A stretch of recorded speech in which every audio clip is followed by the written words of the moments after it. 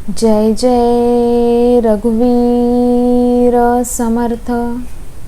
गुरुर्ब्रह्मा गुरुर्विष्णू गुरुदेवो महेश्वरा। श्री सद्गुरु साक्षात परब्रह्म तस्मै श्री सद्गुरुवे नमः। जय जय रघुवीर समर्थ। श्रीमद दासबोध दशक 19वा शिकवणनाम समास 7वा यत्न निरूपणनाम। श्रीराम समर्थ। तर पहा, इथे आज आपल्याला दासबोधामधला 19व्या दशकामधला 7वा समास आज आपण इथे श्रवण करणार आहोत। आणि या 7व्या समासाचं नाव आहे यत्न निरूपणनाम, म्हणजे इथे प्रयत्न। यत्न म्हणजे प्रयत्न, आणि हे प्रयत्नाचं किती महत्त्व आहे ते इथे आपल्याला समर्थांनी दाखवून दिलेलं आहे। तर या समासातली पहिलीच ओवी आहे, कथेचे घमंड भरून द्यावे आणि निरूपणे विवरावे, उणे पडोची नेदावे कोणी एक विषयी। म्हणजे पहा, इथे समर्थ आपल्याला म्हणतायत की कथेचे घमंड भरून द्यावे। म्हणजे कसं आहे होय, कथा म्हणजे जी काही कहाणी असेल किंवा एखादी गोष्ट असेल त्याचं काय भरून द्यायचं आहे, घमंड भरून द्यावे। म्हणजे काय, तर त्याचा जो काही सार असेल तो पहिले कळून घ्यायचा आहे। जो काही सार असेल, जे काही त्यातलं गांभीर्य असेल ते आपल्याला कळणं खूप महत्त्वाचं आहे। आणि या गांभीर्यावरून आपल्याला तो पूर्ण त्यांचा जे काही आकलन होणं खूप गरजेचं आहे। आणि ते आकलन झाल्यानंतर आणि निरूपणे विवरावे, जेव्हा ते आकलन होईल ते आपल्याला आतमध्ये उतरेल तेव्हा उणे पडोची नेदावे कोणी एके विषयी। म्हणजे तेव्हा आपल्यामध्ये काही काही उरत नाही। त्या कथेची, त्या गोष्टीचं आपल्याला सगळं आकलन होतं, त्यामुळे आपल्याला त्याच्यामध्ये काही न कळण्यासारखं राहत नाही। त्याच्यामुळे तो पूर्ण विषय आपल्याला समजला जातो। भेजणार खाले पडिला तो भेजणारी जाणीतला, नेणता लोक उगाच राहिला टकामका। म्हणजे पहा, जे काही आपल्याला कळतंय ते भेजणार खाली पडला। म्हणजे काय, जे काही वाक्य आहे, जी काही गोष्ट आहे ती आपल्याला खाली पडला म्हणजे त्याची जाणीव होणे जे गरजेचे आहे। तो भेजणारा जाणीतला म्हणजे तो जाणीवेतून येणं जास्त गरजेचं आहे।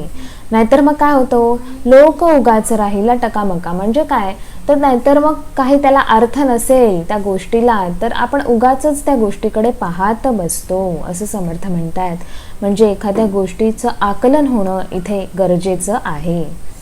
उत्तर विलंबी पडिले श्रोतयांचं कळो आले, म्हणजे महत्व उडाले वक्तयाचे। म्हणजे जर एखाद्या गोष्टीच्या उत्तराला उशीर झाला तर काय होतं, तर श्रोतेही त्या उत्तरासाठी तसेच विसंबून राहतात आणि त्या विसंबून राहणाऱ्या उत्तराला काही महत्त्व उरत नाही। म्हणून जर सांगणाऱ्याचंही काही त्यामागे महत्त्व उरत नाही, असं समर्थ म्हणताय। म्हणजे एखादी गोष्ट कळल्यानंतर त्याचं उत्तर येणं हे तितकंच महत्त्वाचं आहे। थोडे बोलवणे समाधान करणे, रागे जोन तरी मन धरणे, मनुष्य वेधीच लावणे कोणी एक। म्हणजे पहा, इथे समर्थ काय म्हणतात, वाचाळता करू नये असं समर्थांचं म्हणणं आहे। म्हणजे वायफळ बडबड करू नये, जे काही बोलावं ते नेमकंच अचूक आणि जे काही विषयाला धरून योग्य आहे ते बोलावं। उगाचच काहीही बडबडत राहणं त्याला काही अर्थ नाही। रागे जोन तरी मन धरणे, मनुष्य वेधीच लावणे कोणी एक। म्हणजे काय, तर नुसतंच मनात येईल ते बोलत जाणं त्याला काही अर्थ नाहीये। आणि त्या ऐकण्यासाठीही कोणी ह्या विषयाकडे नाहीये। त्याच्यामुळे आपण जे काही बोलतो त्या बोलण्याला अर्थ असावा आणि त्या बोलण्याला महत्त्व असणं खूप गरजेचं आहे। सोसवेना चीण चीण केली, तेथे तामस वृत्ती दिसून आली, अवघी अवघी उडाली श्रोतयांची। म्हणजे काय हो, तर सोसावेना चिणचिण केली म्हणजे काय, तर आपलं महत्त्व किंवा आपलं बोलणं पटवून देण्यासाठी आपण काय करतो, जीवाचा आकांत करतो। आणि त्यामुळे आपल्यामधली काय दिसते हो, तामस वृत्ती म्हणजे आपला जो तापटपणा आहे तो दिसून येतो, आपलं बोलणं म्हणजे पटवून देण्यासाठी आपण जी काही चिडचिड, जो काही त्रागा करतो, त्यामुळे आपली जी आतवृत्ती आहे, जी कशी आहे, तामस वृत्ती आहे, ती दिसून येते. आपलं म्हणणं पटवून देण्यासाठी आपण ही समोरच्यावर जबरदस्ती करतो आणि त्यामुळे ही वृत्ती दिसून येतोय. आणि म्हणून त्यामुळे आपलं कोणी ऐकत नाही. कोणी श्रोता असेल तर ते आपलं म्हणणं ऐकत नाही त्या वृत्तीमुळे. त्याच्यामुळे अशी वृत्ती असणं ही काही उपयोगाची नाही आहे. पुढे पाहूया.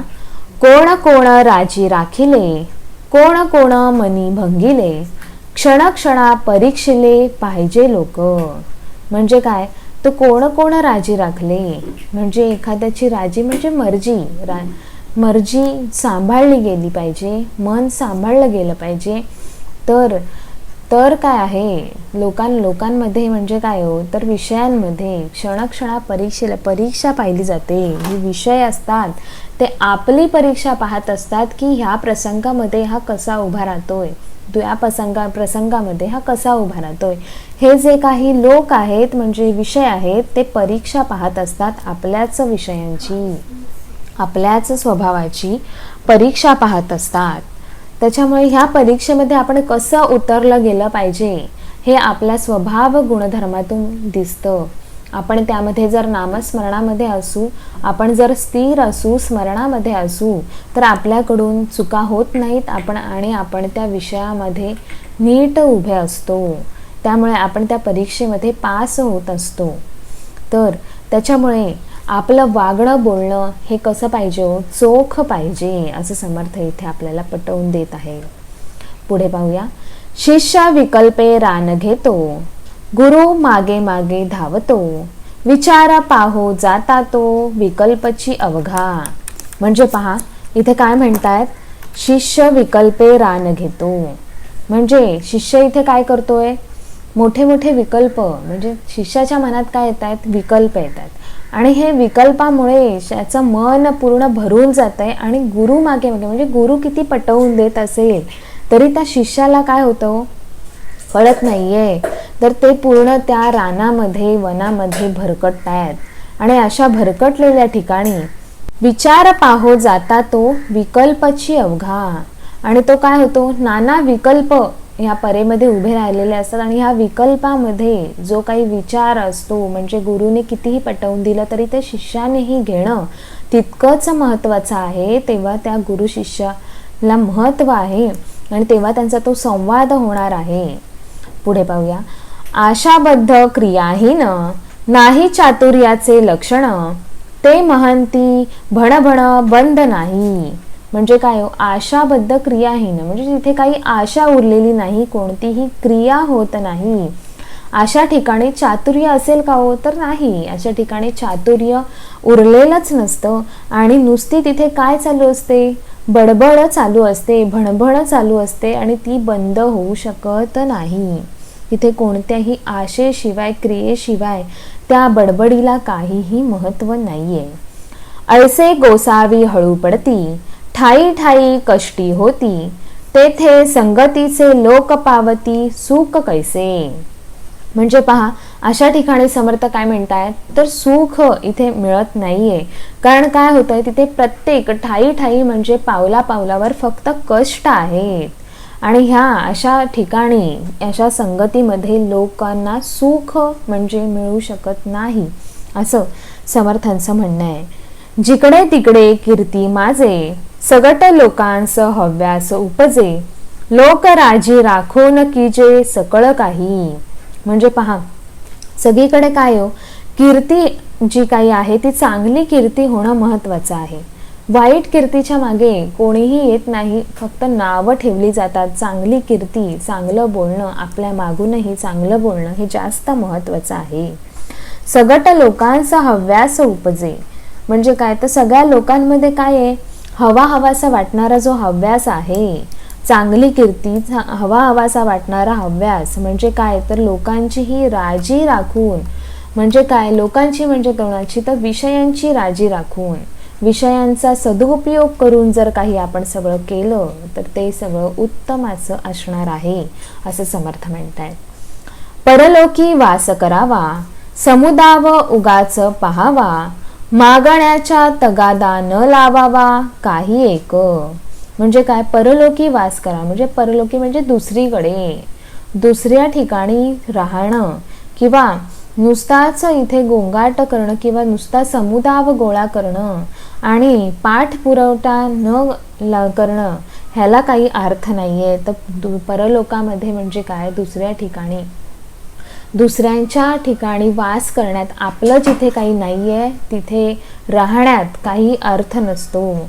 आणि मग तिथे नुसतंच आपण मागे मागे लागून तिथे आपल्यासाठी आपली जागा निर्माण करण्यासाठी आपण नुसतेच मागे लागत असू तर त्याला काही अर्थ नाही. म्हणजे आपली जिथे जागा आहे, आपली जिथे जिथे आपली गरज आहे तिथे आपण असणं जास्त महत्त्वाचं आहे. जिकडे जग तिकडे जगन्नायक, कळला पाहिजे विवेक, रात्री दिवस विवेकी लोक सांभाळीत जाती. म्हणजे जिकडे जग आणि तिकडे जगन्नायक, म्हणजे कुठे हो, जगाचा जगन्नायक कुठे असणार, जिथे जग आहे तिथेच जगन्नायक असणार. जगन्नायक म्हणजेच परब्रह्म, तो कुठे असणार, तर जिथे त्यांची गरते, तिथे जे त्यांचं कार्य चालू आहे तिथे जगन्नायक उभा असणार. आणि ते कशामध्ये, तिथे विवेक पहिला असणार, कळला पाहिजे विवेक. रात्री दिवस विवेकी लोक सांभाळीत जाती. म्हणजे ही विवेक, जो कोणी विवेक सांभाळतो त्याच्या पुढे तिथेच त्यांना जगन्नायकाची भेट होते, असं समर्थांचं इथे म्हणणं आहे. ज्यांनी आतमधून विवेक ओळखला आहे त्या विवेकामध्येच काय आहे, जगन्नायक उभा आहे.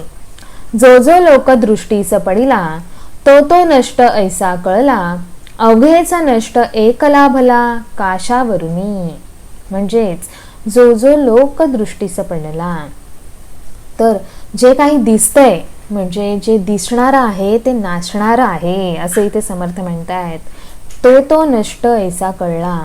आणि ह्या नष्टा म्हणजे ज्या आपण जे नाशणारं आहे त्याच्या मागे लागलो तर त्याला काही अर्थ नाही. म्हणून जे आहे, जे सगुण आहे त्याच्या मागे लागलो तर आपल्या ह्या जगण्याचं सार्थक होणार आहे, जीवनाचं सार्थक होणार आहे. नाशिवंताच्या मागे लागण्यात काहीही अर्थ नाही. वो समुलकी काय पहावे, लोकां वेगळे कोठे राहावे, तरे खोटी सांडते घ्यावे काही एक. म्हणजे वो समुलकी म्हणजे काय, वेगळ्या वेगळ्या प्रदेशात आपण कुठेही ह्या जगामध्ये कुठेही राहायला गेलो तरी सगळीकडे तशीच लोक आहेत. आपल्याला एखाद्या ठिकाणी त्रास होत असेल, त्या ठिकाणाची लोक आपल्याला त्रास देत असतील तर आपल्याला दुसऱ्या ठिकाणी आपण जाणार, दुसऱ्या ठिकाणी तसंच घडलं तिसऱ्या ठिकाणी जाणार. याचाच अर्थ काय, ह्या भूमंडळावर तसेच विषय आहेत सर्व ठिकाणी. त्याच्यामुळे आपण इकडे तिकडे फिरण्यात काही अर्थ नाही. त्याच्यापेक्षा आपण प्रयत्न करून त्याच ठिकाणी राहून आपल्या जीवनाचं सार्थक ह्या नामस्मरणामध्ये करण्यात अर्थ आहे. तेव्हाच जीवनाचं सार्थक होणार आहे. आपण त्याच ठिकाणी आपल्या परब्रह्माला शोधत राहिलो आणि त्या परब्रह्माची ओळख विवेकामधून घेतली तर आपल्या जीवनाचं सार्थक होणार आहे. तस्मात लोकांकी वर्तता नये, त्यास महंती कामा नये, परत्र साधनांचा उपाय श्रवण करून असावे. म्हणजेच ह्या लोकांमध्ये लोकांकी वर्तता नये, म्हणजे ह्या लोकांना उगाच उपदेश देण्यात काही त्याला अर्थ नाहीये, त्याचं काही महत्त्व त्यांना कळणार नाहीये. म्हणून आपल्याकडे जे साधन आहे श्रवणाचं, त्या साधनातून आपण जो काही आपल्याला उपाय सापडत आहे तो उपाय जास्त महत्त्वाचा आहे आणि तो आपण साधन आपण ते घेऊन पुढे चालणं जास्त महत्त्वाचं आहे. तर हाच प्रयत्न आपण केला पाहिजे आणि ते त्यात आपण उभं राहिलं पाहिजे. आपणासी बरे पोहता नये, लोक बुडवावयाचे कोण कार्य, गोडी आवडी वाया जाये, विकल्पची अवघा. आता पहा, एखाद्याला पोहता म्हणजे एखाद्याला पोहण्याची हाऊस आहे पण त्या ठिकाणी तो गेल्यानंतर पोहता येत नसेल तर त्याने तरी उडी मारली, तर जर पोहताच येत नसेल तर ते बुडणार नाही का हो. त्यामुळे काय, पोहता येणं हे जास्त महत्त्वाचं आहे, असं हे इथे समर्थाने उदाहरण दिलेलं आहे. आपणासी बरे पोहता नाही आणि त्याच्यामुळे काय होणार हो, जर उडी मारणार तर नक्कीच आपण त्या ठिकाणी बुडणार आहोत. त्याच्यामुळे पहिलं पोहणं शिकणं गरजेचं आहे. याचा अर्थ आपण प्रयत्न करणं गरजेचं आहे.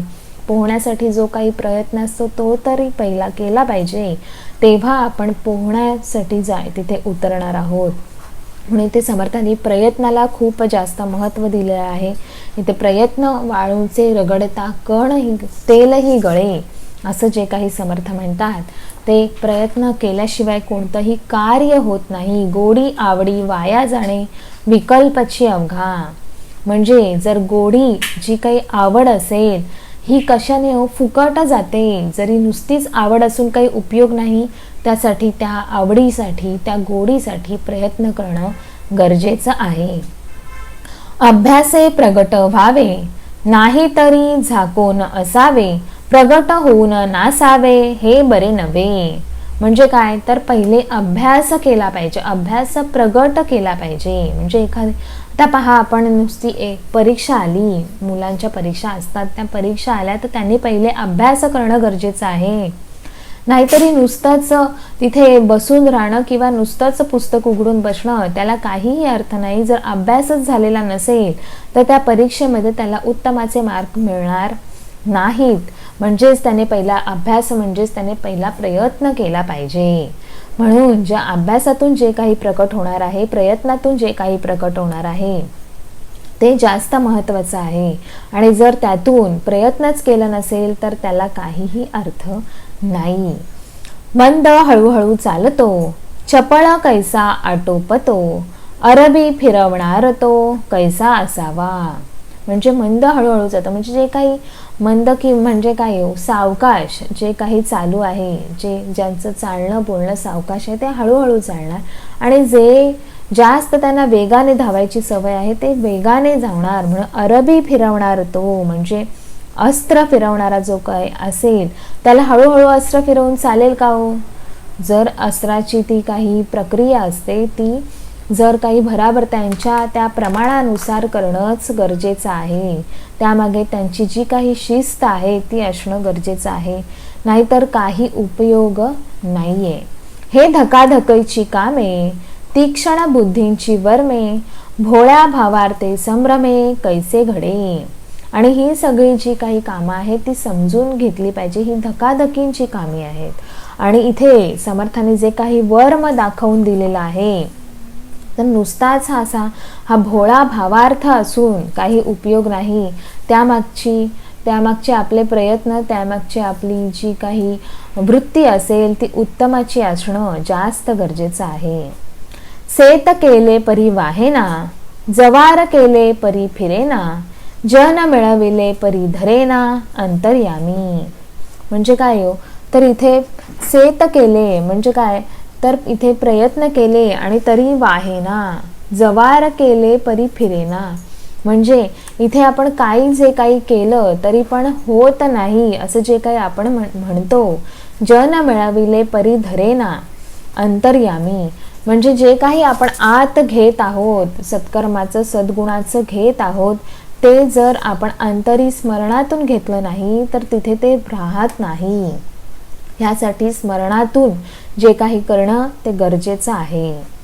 जरी चढती वाढती आवडी उठे, तरी परमार्थ प्रगटे, घसघस करिता विटे सगट लोकू. आणि जे काही आहे, जी काही कर्म आहेत ती आवडीने घेतली पाहिजे, तेव्हा तो परमार्थ घडणार आहे. जेव्हा आपण कर्म आपली ही चोख आणि उत्तमाची आपण करत नाही, त्याशिवाय आपल्याला परमार्थ घडणार नाही. आणि नुसताच घसघस म्हणजे काय हो, नुसतीच करायचं म्हणून जर काही करत असू तर त्यामध्ये काहीही प्राप्ती नाहीये. जबरदस्तीची ही इथे परमार्थ होत नाही. तो मनापासून करणं जास्त महत्वाचं आहे.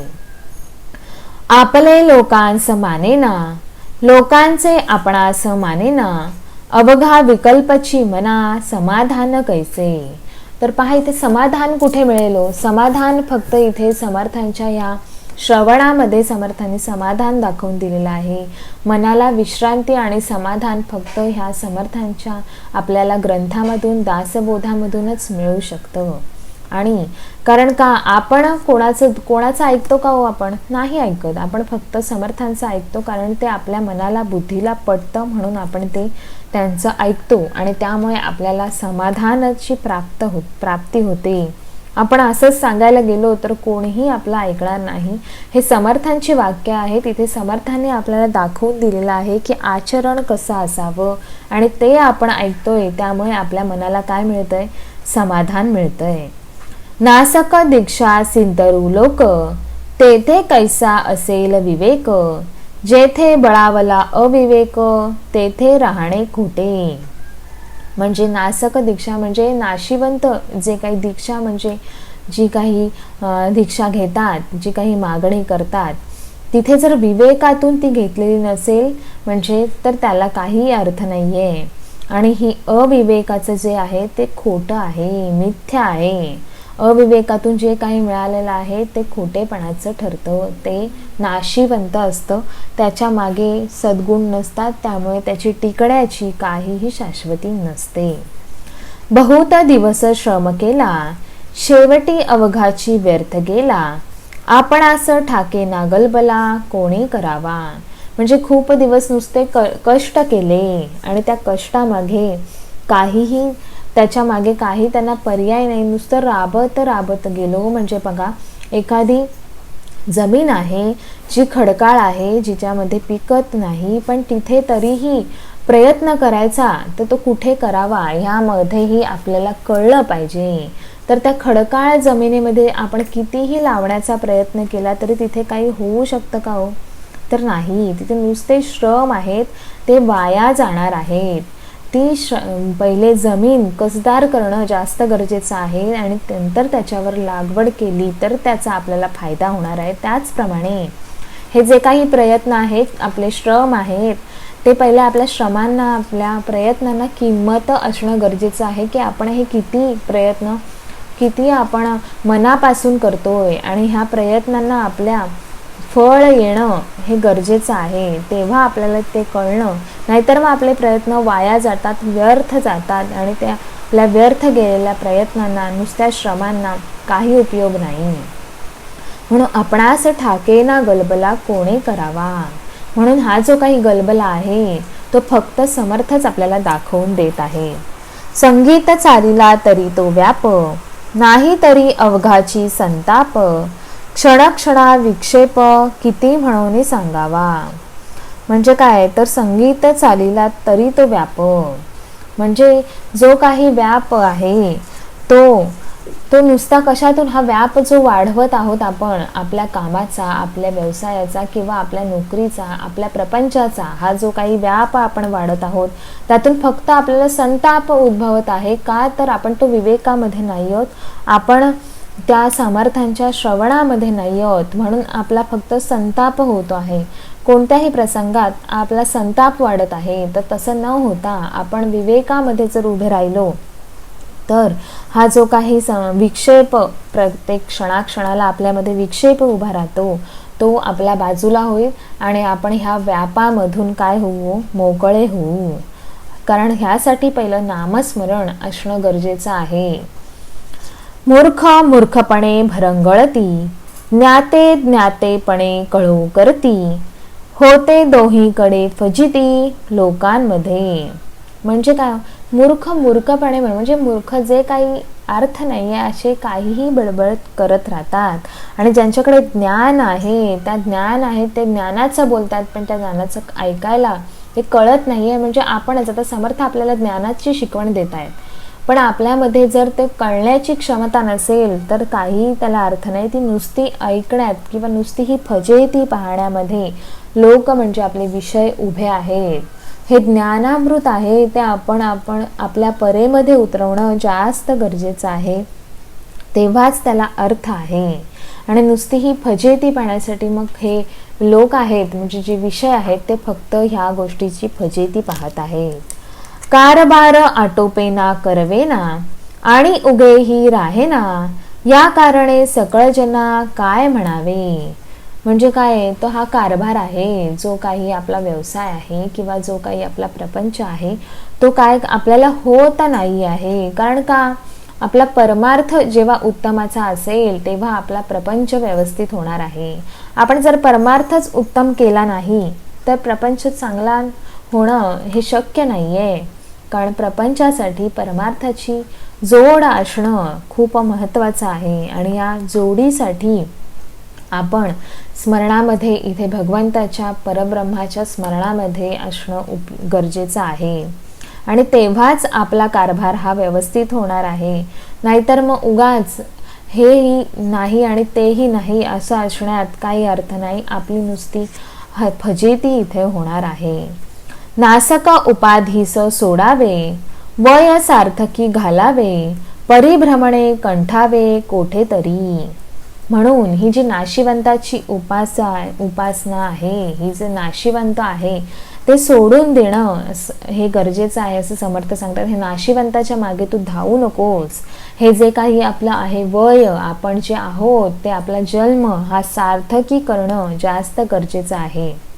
हा जेव्हा आपण शाश्वताची जेव्हा आपण ओळख घेऊ तेव्हा आपल्यामध्ये मधलं जे नाशिवंत आहे ते बाहेर होणार आहे. आणि तेव्हाच आपल्याला खरी परिब्रह्माची ओळख होणार आहे आणि आपल्याला जीवन सार्थकी होणार आहे. त्यामुळे आपण काय करावं इथे समर्थ सांगतात, हे प्रयत्न हेच चांगल्या ठिकाणी योग्य ठिकाणी करणं जास्त गरजेचं आहे. तेव्हा या प्रयत्नामधून आपल्याला फळ मिळणार आहे आणि त्यामुळेच आपल्या पुढे प्रपंच सुधारणार आहे. त्याच्यासाठी आपण हे नासक्या उपाधी मागे लावण्यात काही अर्थ नाहीये. आपल्या जीवनाचं सार्थक हे आपण आपल्याला दिलेल्या समर्थांच्या शिकवणीतूनच होणार आहे आणि ती शिकवण घेऊन पुढे चालायचं आहे. परिभ्रमण करीना, दुसऱ्यांचे काहीच सोसीना, तरी मग उदंड यातना विकल्पाची. हे जे काही समर्थांची म्हणणे, समर्थांचं सांगणं आहे त्याचं आपण अवलोकन करत नाही आणि त्यामुळे काय होते हो, आपल्याला यातना होतात. समर्थांनी ही जी काही शिकवण दिलेली आहे ती शिकवण आपण अंतरी धरली पाहिजे आणि त्या शिकवणीमधूनच आपल्या यातना इथे ह्या दूर होणार आहेत. त्यामुळे समर्थ म्हणतात की आपल्या ह्या शिकवणीमध्ये उभे राहा आणि ह्या शिकवणीमधून पुढे जा, म्हणजे आपल्यामध्ये आपल्या वाटेला यातना येणार नाहीत, मोठे मोठे विकल्प उभे राहणार नाहीत. आपले चांगले संकल्प पकडू आणि ह्या चांगल्या संकल्पांमधून आपले संकल्प पूर्ण करत आपण पुढे नक्कीच जाणार आहोत. आता हे आपणाची पासी बरे पहावे, बरे विचारावे आपणासी, अनुकूल पडेल तैसी वर्तणूक करावी. म्हणून आता समर्थ काय म्हणतायत की आता हे आपणाची पासी, म्हणजेच आता जे काही हे समर्थांनी शिकवलेलं आहे ते तुम्ही लक्षात घेणं जास्त गरजेचं आहे. आपलं आपण अवलोकन करणं हे जास्त गरजेचं आहे आणि त्याप्रमाणे वर्तणूक करणं जास्त गरजेचं आहे. म्हणून ह्या यत्नामध्ये हा जो काही यत्न आहे तो आपण करायचा आहे. हे जो काही म्हणजे ठाम निर्णय निश्चय करायचा आहे की समर्थांच्या ह्या शिकवणीमध्ये आपण उभे राहणार आहोत आणि ह्या शिकवणीमधून आपण पुढे जाणार आहोत. तेव्हाच आपले विचार हे सुधारणार आहेत. आपण आपली वर्तणूक जी काही आहे ती उत्तमाची घडण्यासाठी हा यत्न म्हणजे हा निश्चय करणं गरजेचं आहे की समर्थांच्या शिकवणीला घेऊन पुढे जाणं गरजेचं आहे. हा मोठा यत्न आहे आपल्यासाठी आणि हाच पुढे घेऊन आपण पुढच्या वाटचालीला, पुढच्या आपल्या प्रसंगांना तोंड देणार आहोत. पण त्यासाठी समर्थांच्या शिकवणीत उभं राहण्याचा हा जो काही यत्न आहे, निश्चय आहे, तो ठाम असणं आपल्या गरजेचं आहे आणि या समर्थ शिकवणीत आपण पुढे जाणार आहोत. म्हणून इथे शेवटची उभी समर्थ म्हणतात, आता हे आपणाची पासी, बरे विचारावे आपणासी, अनुकूल पडेल तैसी वर्तणूक करावी. ह्याप्रमाणे ह्या समर्थाच्या शिकवणीला साजेशी अशी आपली वर्तणूक असणं जास्त गरजेचं आहे आणि हाच निश्चय घेऊन आज आपण हा समास पूर्ण करत आहोत. इति श्रीदासबोधे गुरु शिष्य संवादे यत्न निरूपणाम समास 7वा. जय जय रघुवीर समर्थ. तर पहा, आज आपण हा दासबोध ग्रंथामधला 7वा समास यत्न निरूपण आपण श्रवण केलेला आहे. तो तुम्हाला कसा वाटला हे मला नक्की सांगा. आपलं हे चॅनल जास्तीत जास्त लोकांपर्यंत पोहोचवा, शेअर करा, सबस्क्राईब करा. ह्याच्या पुढचा समास आपण नक्कीच पुढल्या व्हिडिओमध्ये पाहू. तोपर्यंत आपण हा श्रवण करू आणि ह्या शिकवणीमध्ये उभं राहू.